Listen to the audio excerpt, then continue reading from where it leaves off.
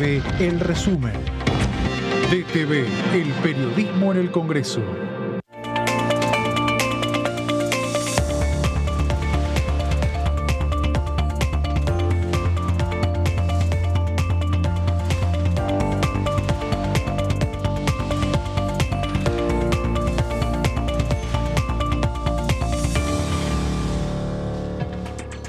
Hola, bienvenidos al resumen de noticias parlamentarias, ya finalizando una semana que fue muy movida respecto a lo que fue la actividad parlamentaria. Vamos a estar desarrollando a lo largo de todo el programa en detalle de qué nos dejó esta semana con las comisiones informativas, hubieron dictamen de comisión también respecto de algunos temas. Voy a dar la bienvenida a mi compañero José Di Mauro. ¿Cómo estás, José? Hola, Lu, ¿cómo estás? Sí, bueno, una semana donde hubo de todo, salvo sesión ordinaria, Sí. pero bueno. Era como, faltaba el brochecito para está, eso y claro. nada más. Y con eso completábamos, porque tuvimos de todo. Tuvimos sesión informativa con el jefe de gabinete de ministros, reunión de comisión, algunas informativas, otras constitutivas. En otras se firmó dictamen de comisión con el caso de violencia digital, en el caso de los créditos UBA. También tuvimos juicio político, así que fue como una semana que tuvo de todo. Inclusive sí. lo que se preveía que no iba a haber, porque en la previa, inclusive lo habíamos dicho, juicio político estaba en duda si se iba a poder hacer. Se hizo finalmente, se hizo todo.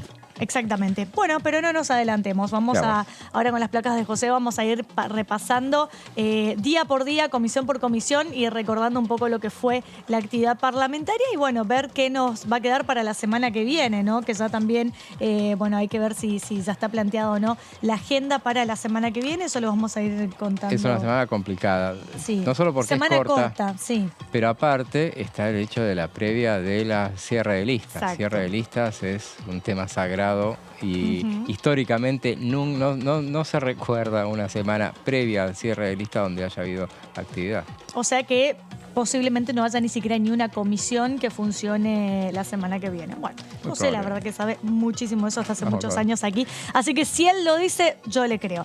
Vamos a empezar a repasar entonces lo que fue la actividad de esta semana. Arrancamos con un tape, con un informe de lo que fue la gestión de Agustín Rossi, ¿no? El dictamen de...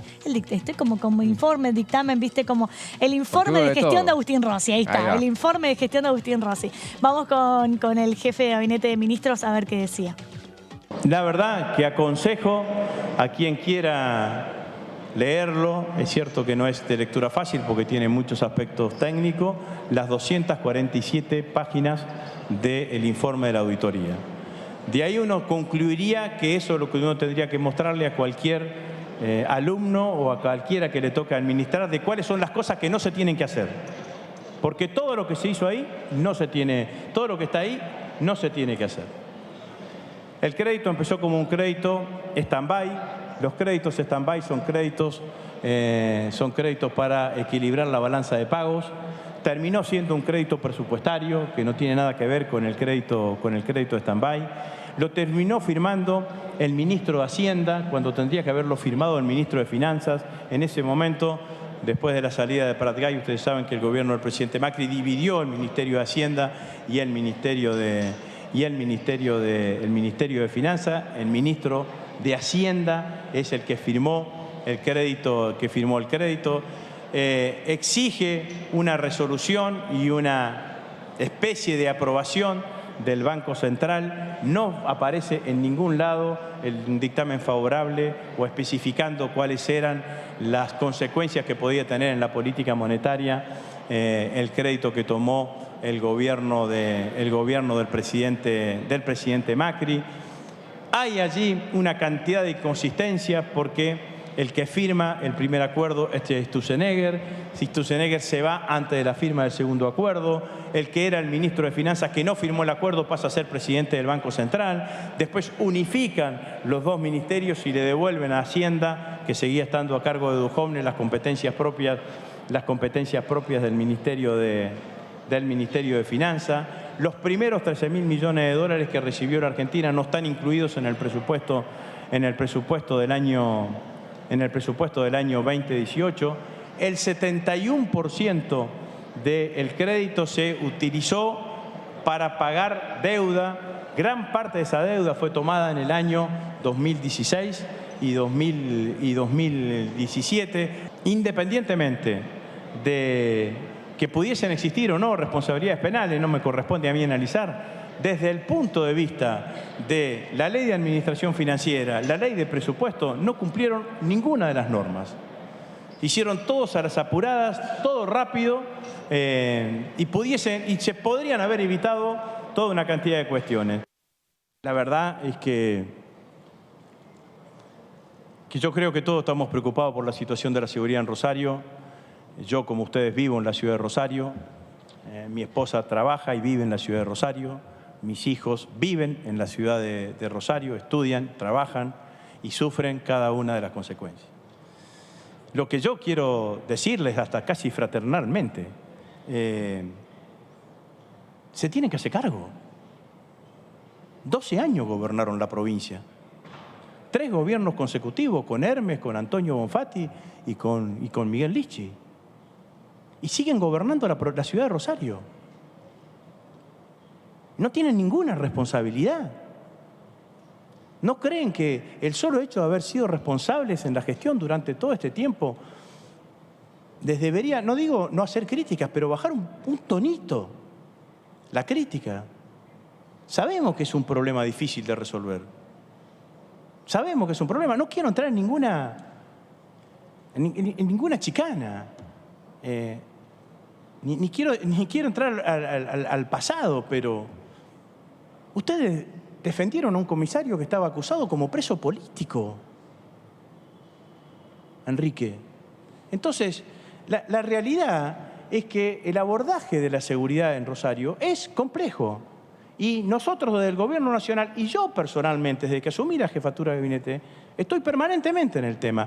Y tenemos semanas mejores y tenemos semanas más complicadas. Y esto lo puedo dialogar con quienes han tenido responsabilidades de gestión.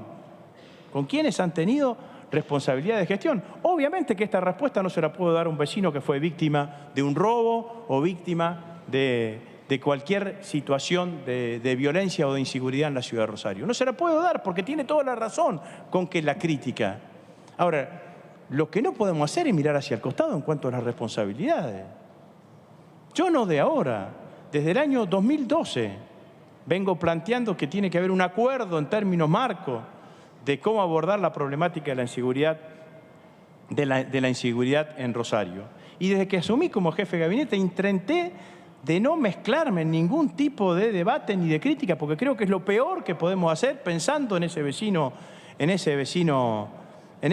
rosarino, que busca, que parece que si hay 2 dirigentes políticos, uno echándose culpas uno con el otro, dice, pero ¿quién me defiende? Y tiene razón.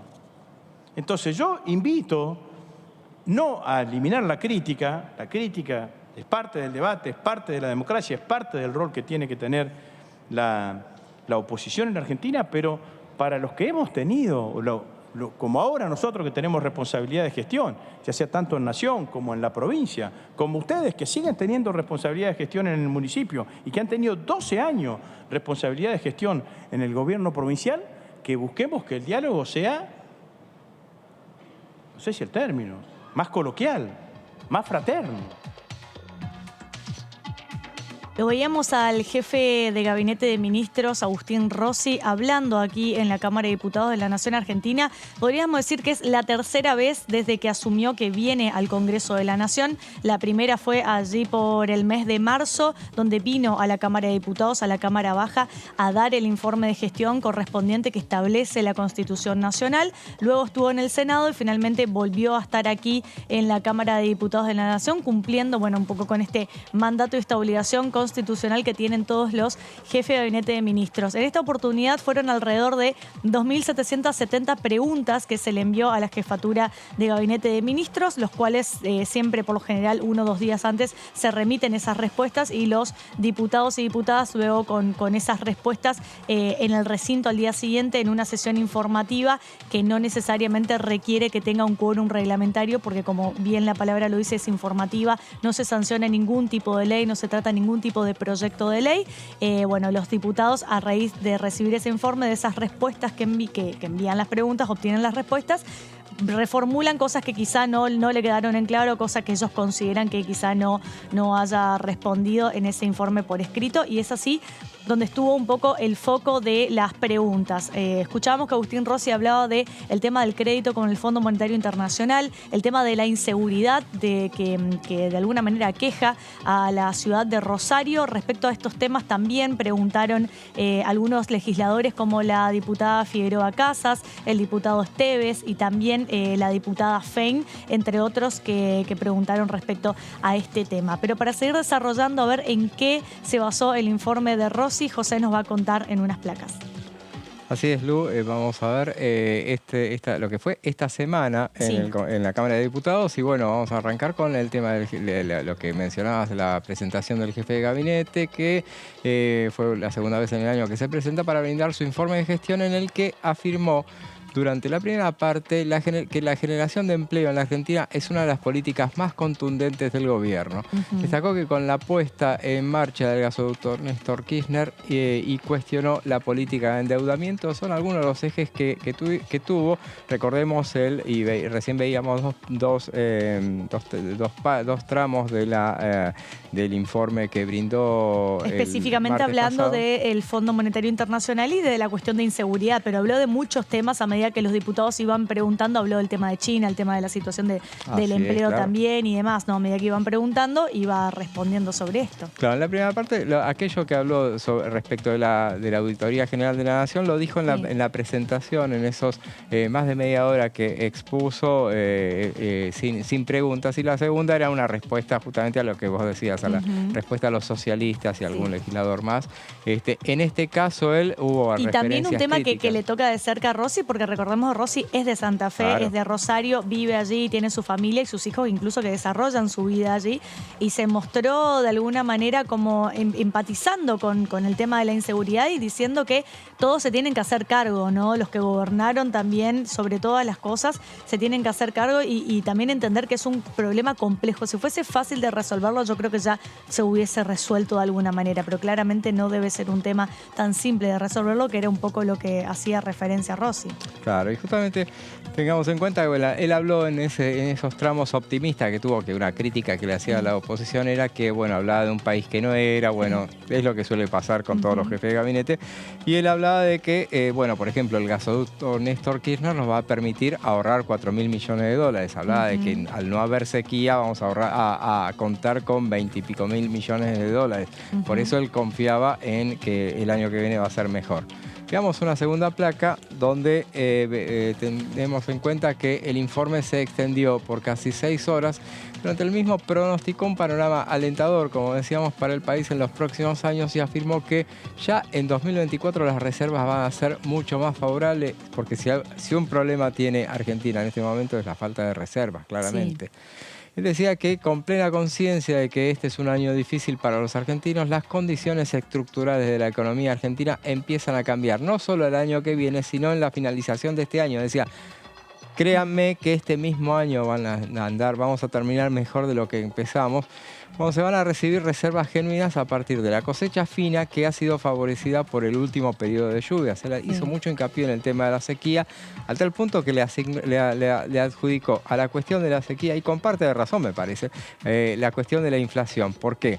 Porque al conocerse lo que iba a suceder, que le iba a faltar plata al país, dólares, a las arcas del Estado, bueno, justamente los formadores de precio anticiparon la posibilidad de que iba a haber una devaluación, y por eso remarcaron con anticipación. Eso es lo que dice él, según Rossi, lo que alteró lo que venía siendo una baja en la inflación durante la última parte del año, y eso se alteró en los primeros 2 meses de este año. Así es, y otro de los temas de los cuales habló Rossi tiene que ver con la situación de China, ¿no? Con la situación, la comitiva que fue liderada por el ministro de Economía, Sergio Massa, hace pocas semanas nada más, y porque ese fue un tema que también se metió mucho en el debate. Algunos diputados y diputadas preguntaron respecto a ese tema, respecto de los acuerdos que firmó el Estado Nacional con lo que es el país China, y habló y dijo que hay ciertas políticas que, indistintamente venga el gobierno que venga el año que viene, hay ciertas políticas que se van a tener que mantener, porque eso hace al crecimiento del país. Y hablando del tema de China, vamos a ver qué decía el jefe de gabinete de ministros, Agustín Rossi, respecto de esta situación. La ampliación del swap a China parece que estamos entregando la soberanía. Parece que estamos entregando la soberanía del país a China. Lo único que estamos haciendo es facilitar las importaciones de productos chinos para las empresas argentinas, para que las empresas argentinas puedan seguir produciendo y puedan seguir generando crecimiento económico. Lo que estamos buscando, sin ninguna duda, es ver de qué manera fortalecemos nuestra reserva, no utilizando reservas en los lugares que podríamos utilizar otras monedas. Por eso fuimos a China, ampliamos el swap. Por eso estamos trabajando para ser parte, miembro de los BRICS, de manera tal que de ahí pueda venir el aval necesario para tener un crédito en reales y que también eso sea win-win para la economía brasileña y para la economía argentina, para que se fortalezca el crecimiento económico, de la Argentina y de ambos países. Entonces, que tenemos mayores niveles de pobreza, no lo escondemos. Que hay salarios argentinos que están por debajo de la pobreza, no lo escondemos. Ahora, claramente que también generamos trabajo. Nos dejaron la desocupación en un 10% y generamos trabajo. Y no es cierto que es de abril de 2019. El último dato positivo de creación de empleo durante la gestión de Macri fue diciembre del 2017. Desde ahí bajó. Y hoy estamos arriba de ese diciembre del 2017. Y creamos más de 500.000 nuevos puestos de trabajo en el sector privado. Y ese mismo día, martes 16, temprano por la mañana, se reunió una comisión antes del informe de gestión de Agustín Rossi en el recinto, pero se reunió una comisión que duró poquito el debate porque venían ya analizando en distintas oportunidades, habían reunido en reuniones informativas donde escucharon a varios expertos y estamos hablando de la Comisión de Intereses Marítimos, Fluviales y Pesqueros que dictaminaron sobre el tema de la trazabilidad de la pesca, que es un tema, como decíamos, que ya se habían reunido en varias oportunidades, habían hablado sobre este tema y finalmente ese día antes del informe de Rossi simplemente se reunieron para darle dictamen de comisión y bueno, que esta pueda tener el giro correspondiente a las otras comisiones o efectivamente que ya esté lista para pasar al recinto, que de eso nos va a contar José ahora. Así es, bueno, entonces, bien, como bien decías, esta comisión está presidida por Mariana Zubik, la legisladora de la coalición cívica, emitió el dictamen favorable sobre el proyecto de ley unificado entre los impulsados por el oficialista Carlos Selva y la radical Jimena García para la creación de un sistema único argentino de trazabilidad de la pesca. Proyecto, ¿qué es lo que había pasado? Tal cual vos decías, tuvo muchas informativas, me acuerdo, el año pasado se habló intensamente sobre este tema. Fue casi un año entero que se estuvo tratando mucho, con distintas reuniones informativas respecto a este tema. Así es, sí. Tuvo dictamen en una reunión el 16 de noviembre del año pasado, pero ¿qué pasa? Sí. Ahí hablamos de dos proyectos que se habían unificado. Había algunos proyectos que también se habían integrado al tema y como alguno tenía, porque el de Selva me acuerdo por lo menos que era de 2022. Él de hecho lo había presentado en 2018 y lo volvió a presentar el año pasado. Jimena García me parece que era de 2021, entonces perdió estado parlamentario. Cuando alguno de los proyectos es del año anterior y entonces pierde estado parlamentario al final. Entonces, ¿qué significa? Recordemos que pierde estado parlamentario, que pierde ese tiempo necesario desde que se firma el dictamen de comisión hasta que pueda ser tratado en el recinto. Pasa un tiempo, hay que esperar un tiempo. Si pasado ese tiempo no se trata en el recinto, hay que volver a dictaminarlo. Eso significa que pierda estado parlamentario. Y ahí está, ya tiene estado parlamentario y es un proyecto que quedó listo para ir al recinto. Veamos otra placa para ver de qué se trata la iniciativa. Antes de continuar, José, te hago una pregunta. Este tema, la trazabilidad de la pesca, ¿necesariamente tiene que pasar por alguna otra comisión o solamente por esta? A ver, me parece que, bueno, me da la sensación de que tendría que pasar por presupuesto. Sí, ¿no? Porque todo este tipo de cosas pasan por presupuesto, pero es de esos proyectos que ya no necesitan debate en esa iniciativa. y a lo mejor ni siquiera, pero me parece que le apuesto a que sí, que tendría que pasar por presupuesto. Perfecto. Pero Bien. ya estaría listo entonces. El proyecto establece un sistema único de trazabilidad de los productos de la pesca y la acuicultura, que es todo lo que tiene que ver con vida animal. Ahí me fijé, ¿qué es la acuicultura? Me fijé antes. A vida animal y vida marina también, vida y vegetal, digo, animal y vegetal, con destino al consumo interno o la exportación. Son todos esos cultivos que se hacen dentro del agua, con el fin de garantizar la legalidad de las capturas y producciones, el cumplimiento de las normas de inocuidad, calidad y sostenibilidad de esos productos a lo largo de todo su ciclo de vida y asegurar el acceso a la información trazada. Sus objetivos son garantizar la legalidad, seguridad, inocuidad y sostenibilidad a lo largo de la cadena de captura o crianza, desembarco, producción, distribución y comercialización de los productos y subproductos de la pesca y acuicultura mediante la identificación de los operadores y la trazabilidad de las operaciones que realizan. Y eso, bienvenido sea que se aplique no solamente en el mar, uno piensa mucho en el mar, también en los ríos, porque hay mucha depredación en nuestro propio suelo. Muy importante esto que dice José, de que no solamente son ciertos proyectos que apuntan a la vida marina, sino también a toda la vida que tiene que ver con los ríos, con los lagos, con las lagunas. Estos proyectos apuntan un poco a esa situación. Y llegó el momento de escuchar lo que decía la presidenta de la comisión, de esta Comisión de Intereses Marítimos, Fluviales y Pesqueros, la diputada Mariana Zubik, que decía lo siguiente. Damos inicio a la reunión de Comisión de Intereses Marítimos con el objeto de dictaminar sobre el proyecto de la creación del Sistema Único Argentino de Trazabilidad de la Pesca. El año pasado, logramos despachar en esta misma comisión un texto muy robusto que contó con la participación del Poder Ejecutivo, de los gremios, de la sociedad civil. La verdad que fue participativo y colaborativo.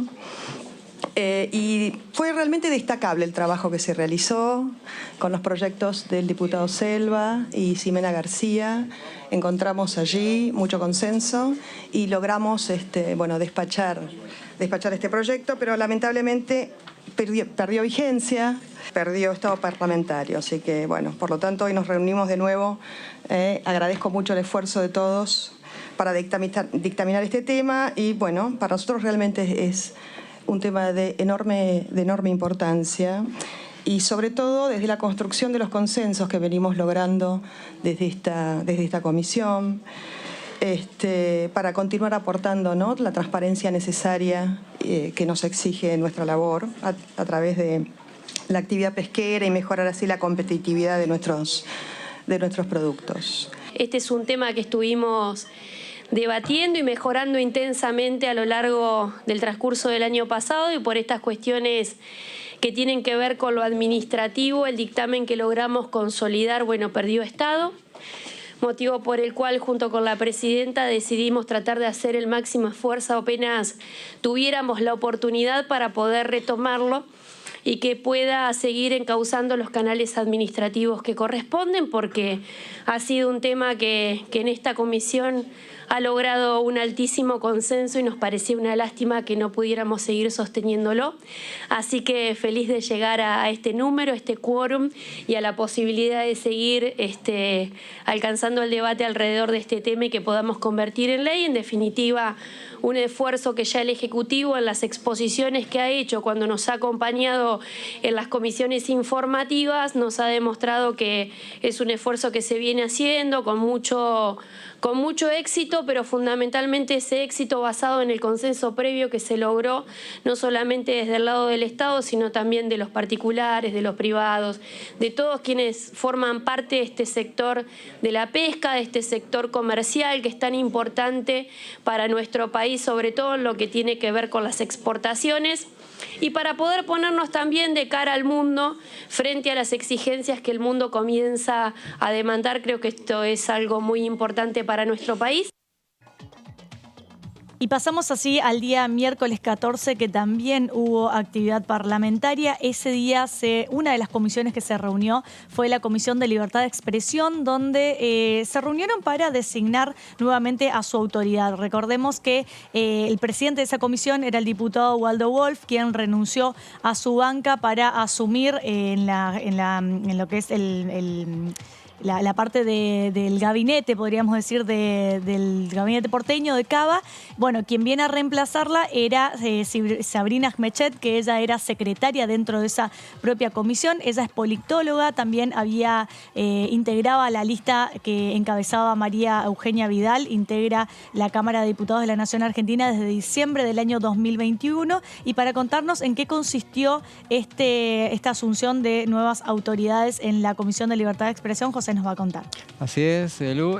Bueno, la Comisión de Libertad de Expresión realizó una reunión constitutiva. Le costó llegar al quórum. Uno tenía el déjà vu de lo que había pasado en marzo de este año, cuando, bueno, para la misma reunión finalmente había pasado la media hora inicial y no habían llegado a alcanzar el quórum. Bueno, finalmente, con ausencia notoria de varios diputados del Frente de Todos, pero la presencia sobre todo sí de la vicepresidenta, la diputada Paponet, que sí es del Frente de Todos, sí que estuvo presente y fue la que habilitó la reunión. Y bueno, fue designada entonces Sabrina Smechet, que también es historiadora, te cuento. Ah, mira. Sí, es historiadora, es buena historiadora. Yo la escuchaba, entre paréntesis, viene al caso, ella participaba, tenía un programa de radio donde ella colaboraba y bueno, en CNN Radio los sábados, entonces de ahí la conocía. Mira.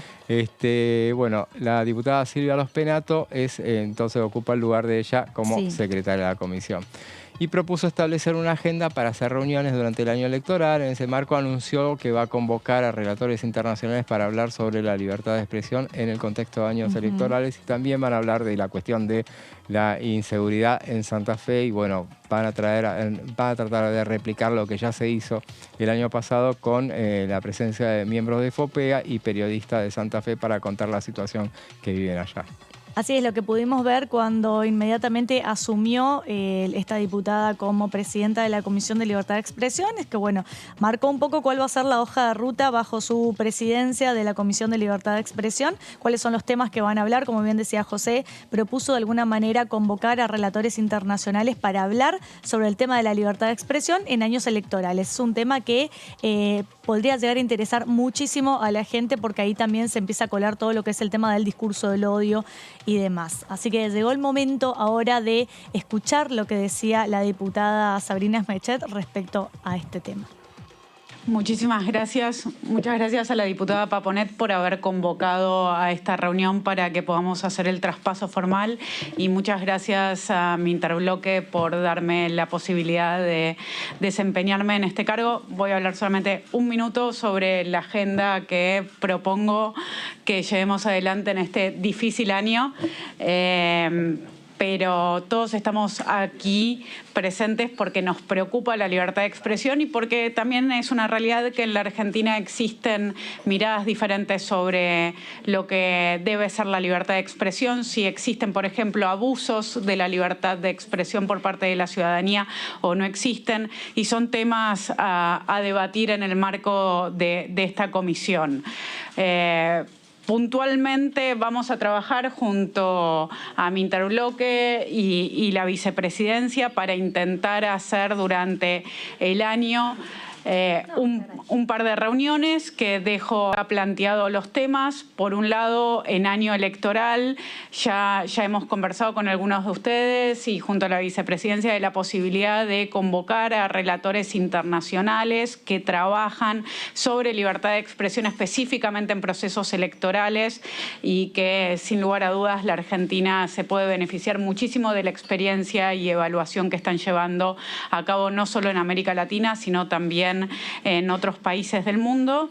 Y por otro lado tenemos una agenda que se nos impone, que se presenta ante nosotros, que tiene que ver con todo lo que es el desarrollo de la inteligencia artificial, con todo lo que se enmarca en estos desafíos, tanto por el lado de fake news como también por el lado en donde la inteligencia artificial entra en diferentes dimensiones de la cotidianidad y la libertad de expresión siempre va a ser un desafío allí. También, por último, dentro de la agenda está la preocupación compartida por todos de lo que está pasando actualmente con los periodistas acosados por el crimen organizado y el narcotráfico en Rosario, así que esperamos poder darle continuidad a la iniciativa que tuvimos el año pasado con FOPEA, que trajo acá su monitoreo, y poder sumar también a otras asociaciones de periodistas con diferentes miradas, todas involucradas con la problemática. Así que vuelvo a agradecerles a mi interbloque la confianza y espero que aún en este complicado año podamos llevar adelante alguno de estos temas de agenda. Y llegó el momento de ir a una pequeña pausa. Quédense con nosotros, que minutos nada más volvemos y seguimos repasando la actividad parlamentaria que nos dejó esta semana. Ya venimos.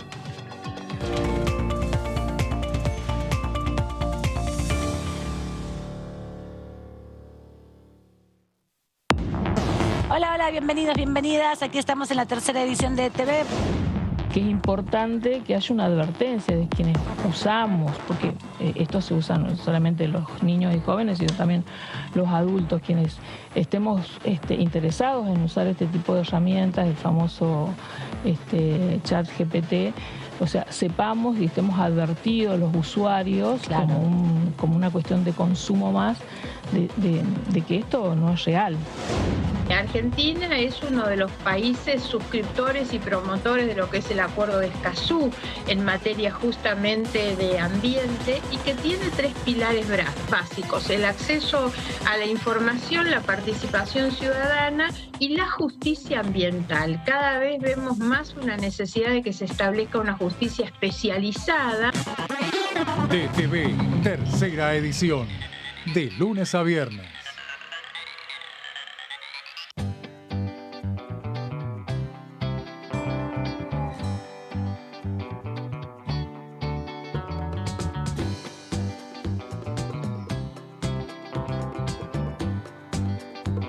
Para hacer visible y formalizar el trabajo en casas particulares, creamos el programa Registradas, generando empleo digno y de calidad. Inscribiendo a una trabajadora de casas particulares, formalizás un puesto de trabajo y asegurás que acceda a todos sus derechos. A través del programa Registradas, durante los primeros 6 meses, el Estado cubre el 50% del sueldo de las nuevas trabajadoras. Una herramienta para visibilizar, formalizar y reconocer el trabajo del personal de casas particulares. Argentina Presidencia.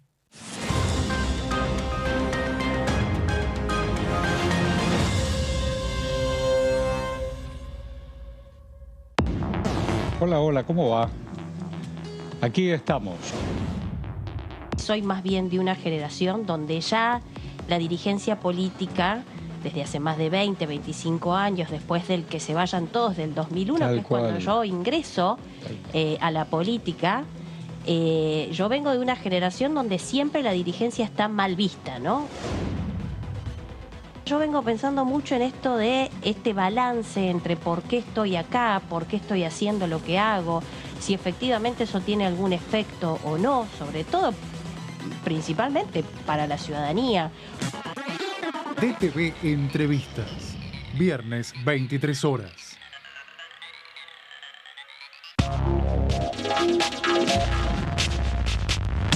DTV es diálogo, análisis, información. DTV es pluralidad de voces, federalismo, libertad de expresión. DTV es todo lo que un país en democracia tiene que ser. DTV es tu voz en el Congreso. Este 2023 seguí eligiéndonos. DTV, el periodismo en el Congreso. Cuando hagas una compra, paga como quieras, pero paga lo que es justo, porque ahora contás con precios justos. El compromiso que tomamos con supermercados y distribuidores de todo el país para que más de 2.000 productos mantengan su precio por 4 meses y la previsibilidad de que otros 30.000 no superen el 4% de aumento mensual. Además, podés avisar de faltantes o irregularidades para que nadie tenga que pagar de más. Bajate la app, escanea y conocé los precios justos. Primero la gente. Ministerio de Economía. Argentina Presidencia.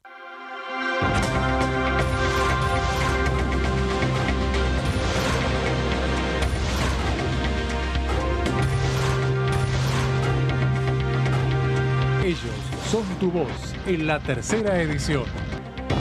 DTV, el periodismo en el Congreso. Exportamos bienes por más de 88.000 millones de dólares en 2022. Y detrás de ese dato hay un movimiento económico que llega a cada rincón del país. Primero la gente. Ministerio de Economía. Argentina Presidencia.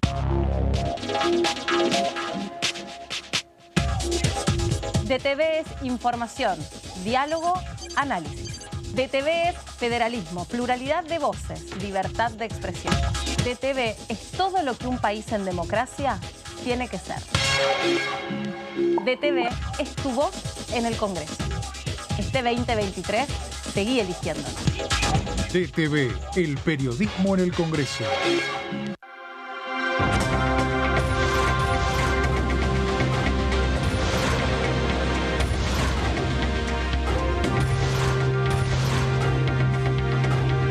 Ellos son tu voz en la tercera edición.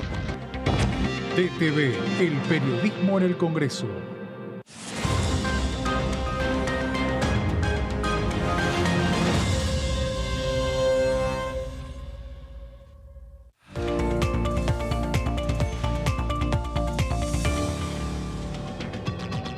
Continuamos analizando lo que fue la actividad parlamentaria en esta semana y otra de las comisiones que se reunió para efectivamente dictaminar sobre un tema que es muy importante es la Comisión de Comunicación Informática, que finalmente dictaminó sobre el tema de la violencia digital. Ahora José nos va a contar y vamos a empezar a analizarlo un poco. Así es, Luz. Se reunió para emitir dictamen sobre el proyecto de ley que modifica la ley 26.485 de protección integral a las mujeres, contemplando la figura de violencia de género digital.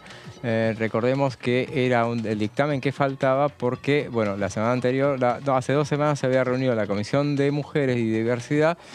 No había podido reunir quórum, Comunicaciones, entonces postergó su reunión. Sí. Entonces ya contando con ese dictamen, ahora con este dictamen sí, este tema ya está listo para ir al recinto. ¿Y por qué habla el proyecto de modificación de la ley 26.485? Porque es la ley que establece para prevenir, sancionar y erradicar la violencia contra la mujer, y dentro de esa ley define o especifica cuáles son los tipos que se consideran violencia de género, ¿no? Como por ejemplo, no solamente la violencia física, la psicológica, la económica, la institucional, bueno, todo la mediática, la simbólica, un montón de tipos de violencia que la idea de este proyecto es modificar esa ley para poder incluir el tema de la violencia digital dentro de la ley de protección integral a las mujeres. Este proyecto es de las diputadas Mónica Macha, del Frente de Todos, y Daña Tabela, de Evolución Radical, y está inspirada en la activista mexicana Olimpia Coral Melo, quien fue víctima de violencia digital y ha impulsado en su país una legislación en la materia que es la que ahora en la Argentina se está a punto de replicar.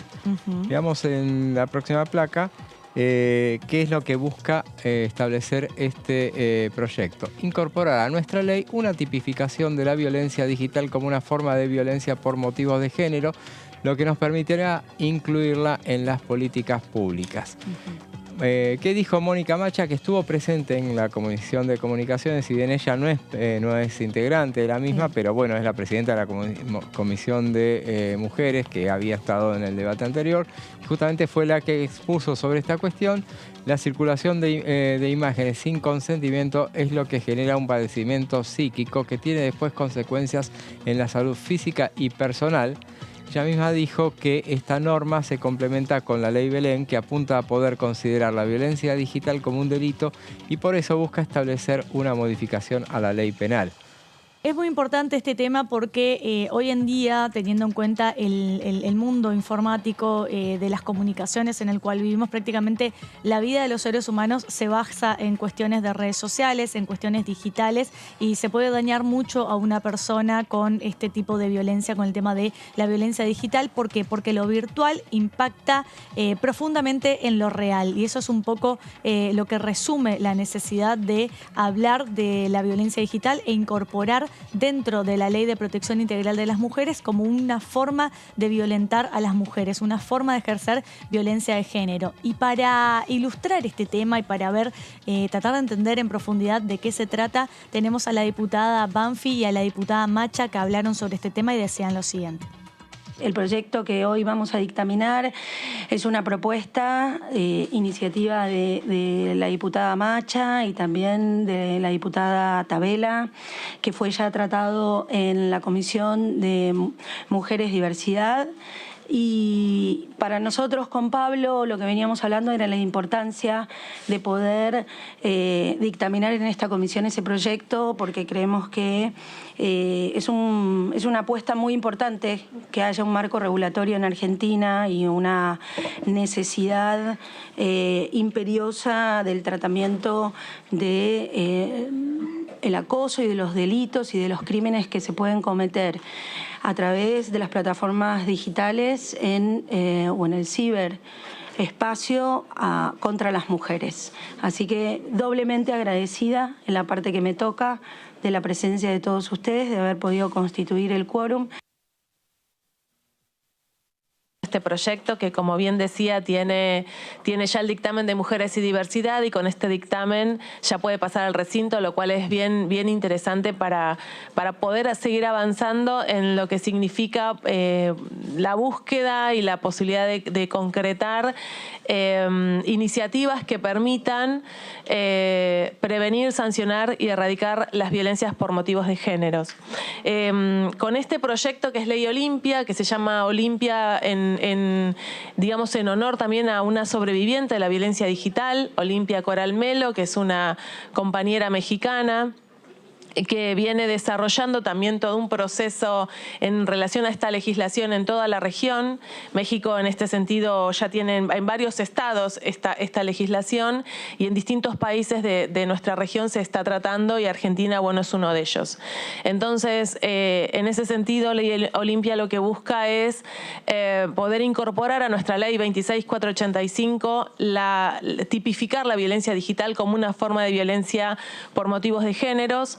Esto nos va a permitir incluirla entonces también en las políticas públicas, en las instancias de prevención, pensando también en lo necesario que es la educación digital, en la ESI, en las distintas políticas públicas que lleva adelante el Ministerio de Mujeres, Géneros y Diversidad, y en distintos aspectos, porque en definitiva es poder situar el entorno digital como un territorio de esta época, un territorio en el que pasamos mucho tiempo, en el que lo que sucede ahí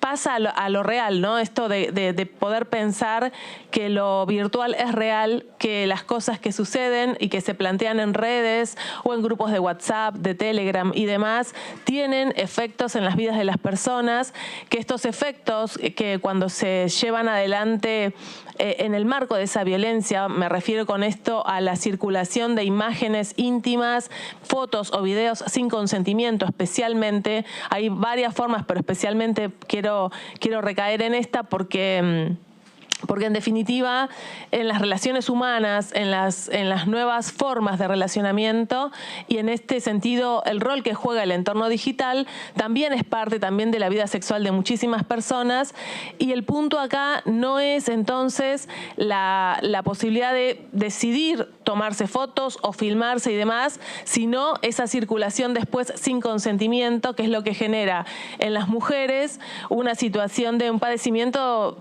psíquico muy muy complejo, que además tiene obviamente luego efectos también en la salud física y emocional, y que por eso nos parece importante poder contar con esta tipificación en nuestra ley. Quiero agregar además que Ley Olimpia es complementaria, se complementa con Ley Belén, que es un proyecto que hoy está en legislación penal, y que Ley Belén apunta a poder considerar la violencia digital como un delito y entonces una modificación al Código Penal.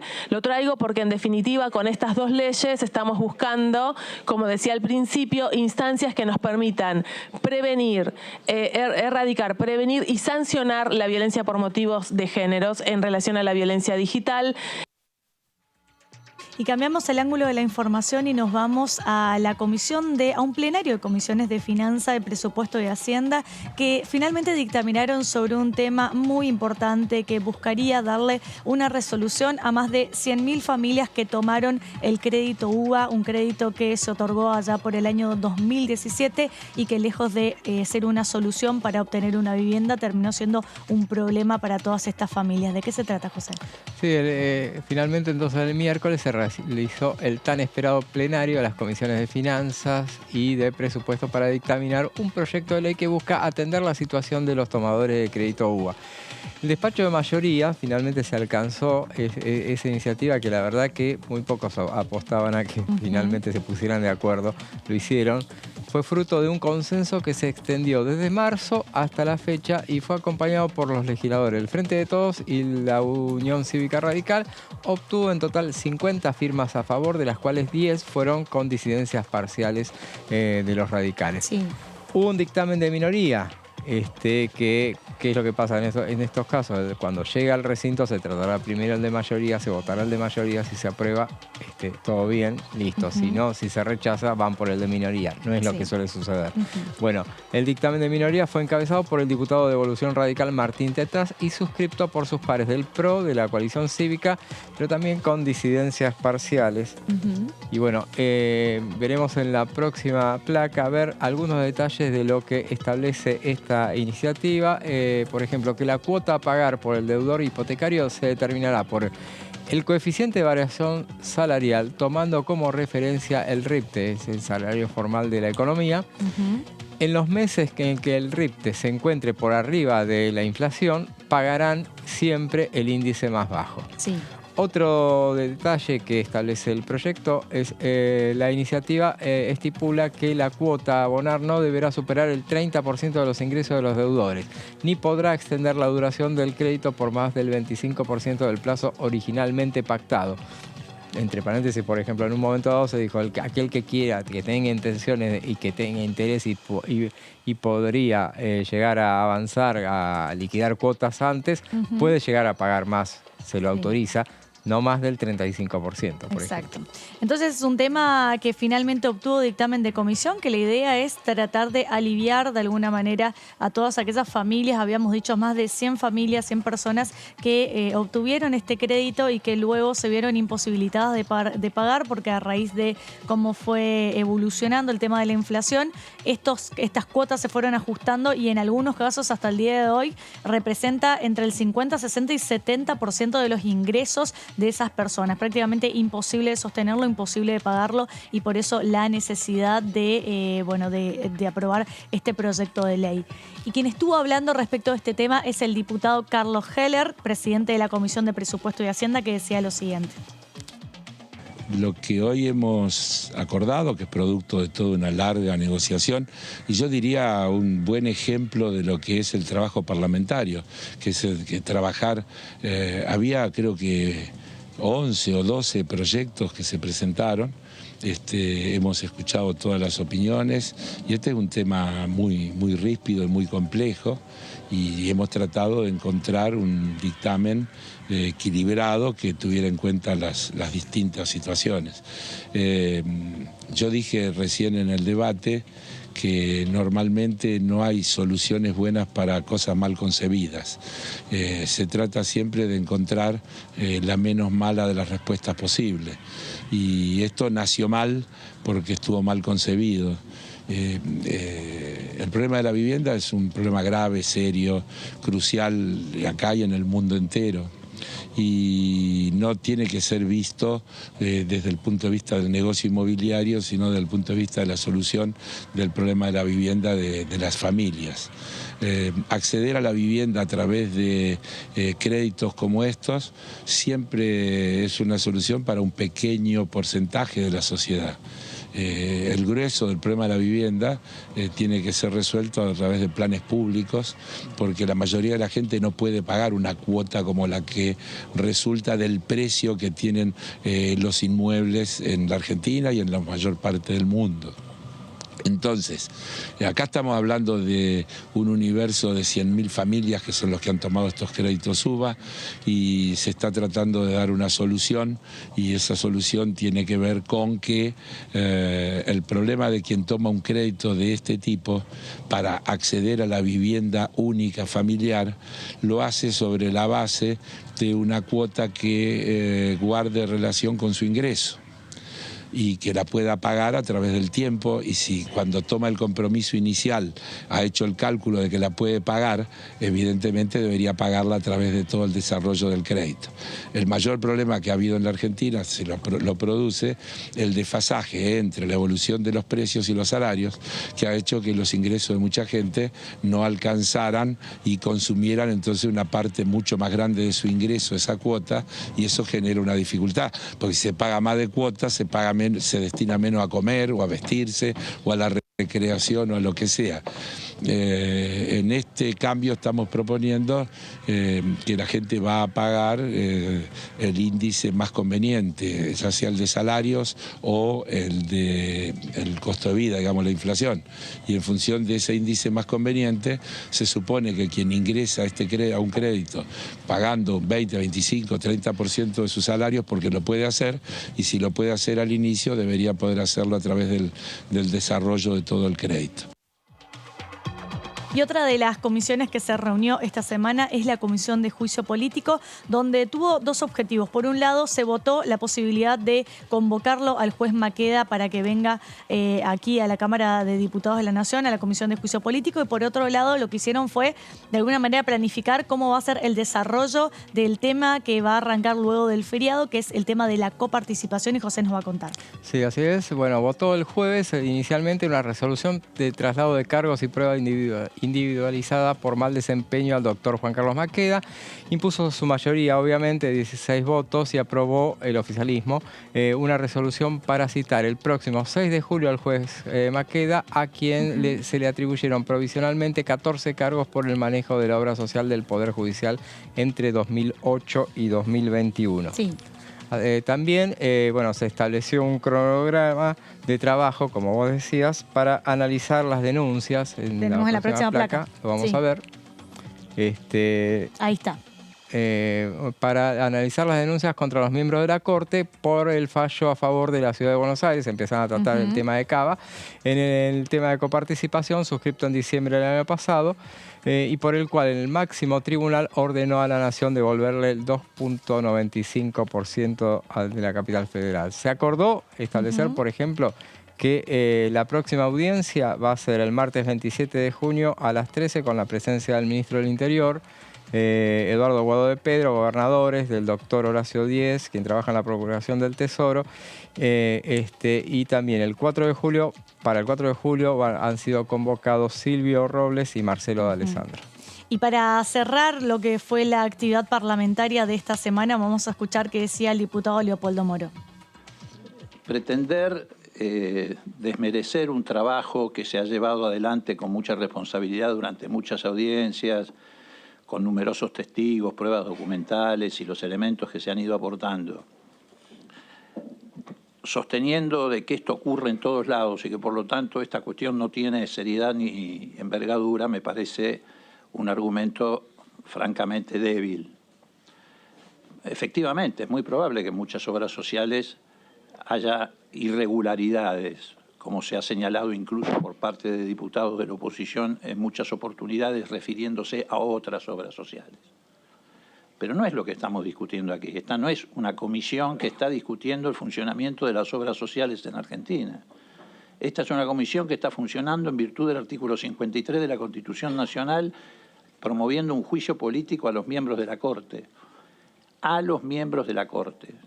No es un puñado de personas que administran una obra social, que más allá de que pueda haber o no irregularidades, no están, por lo menos hoy, bajo nuestro foco. Estamos hablando nada más y nada menos que de la cabeza de uno de los poderes de la República, tan mentada en todos los discursos de la política, que tiene, sí, efectivamente, una responsabilidad directa y colectiva sobre el funcionamiento de la obra social.